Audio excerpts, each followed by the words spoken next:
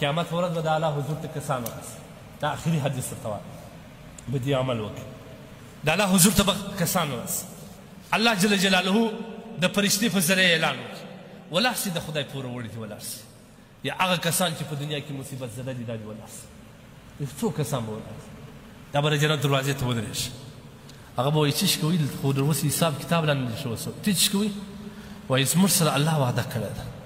چې تی به بغیر حساب جنت اخلي فرشتې خدای ته ورسېد وایي څوک دي وایي دا کسان دا کوم کسان الذين يحمدون في السراء والضراء دا چې په خوشحالي کې هم د خدای حمد وایي شکر دی الحمدلله په نیستي کې هم د خدای حمد وایي الحمدلله دا جزع پس شکایت مه کوئ بنده ته والله خدای د دغه زندګي خو نه زندګي ښه ده دا څنګه ژوند دی یار قطعا باید شکایت ونه کړي په شکایت باندې الله ډېر خفه کېږي دومره شکایت چې ته دغه بنده ته کوې چې هغه تا ته هېڅ نه رسېږي غولي خپله رب ته وکړه پاسه پر سجده ورته پرېوځه الله ته وژاړه پر مخ دې د اوښکو لارې جوړې کړه هغه رب در دغه بنده څه کوي ستا در نور اویا وارې مهربانه ده مه کوه خدای ته وګوره بنده څه کوي د بنده درچ دپاره ټکوي هغه بنده مغروره چې دوه وارې ستا سره ښه وکړي درېیم وارې در یادوي درېیم وارې چې ورسې دروازه درته بندوي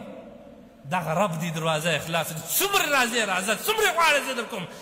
ادعوني استجب لكم ادعوني استجب لكم ادعوني الله وایي راځه غواړئ زه در کوم غواړئ زه در کوم غواړئ زه در کوم لیکن بنده داسې نه دی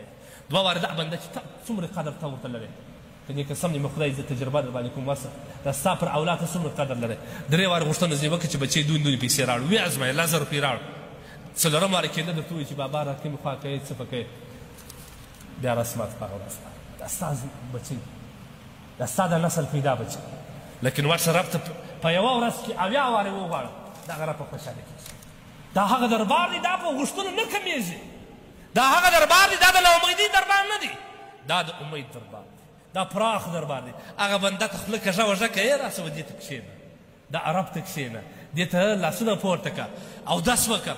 دوه رکعته نفل د صلات حاجت وکړه لاسونه پورته کړه الله ما ته پلان کوي مشکلات تېر شوي تېره حد صحابه کرام څومره مشکلات درلوده دوه رکعته نفل به وکړي خیر خیرات خیر موږ پر خدای باور نشو موږ د حاجي پر جیب باندې باور دی ته ورې چې حاجي سره ورشو د حاجي به نو څه شي وکړي پر دغه زموږ باور دی که زموږ پر خپل رب یقین پوخ سي واورې که زموږ پر الله یقین پوخ سي موږ ته به الله دی د خوشحالي او د اطمینان زندګي راکړي قسم دې مې په خدای که ستا مثل دی په دنیا باندې قناعت د ډېرو پیسو ته مه ګوره دولت موټر ته مه ګوره خپله زندګي ته وګوره همسایه ته وګوره چې هغه در ما کم لري هغه شوټ دی په پښو هغه په کور کې درې مرزان لري زه خو مرزان نه لرم شکر دې جوړ یم الحمدلله په دې شکر ادا کړه هېڅکله به چاته کږې سترګې مه اړوه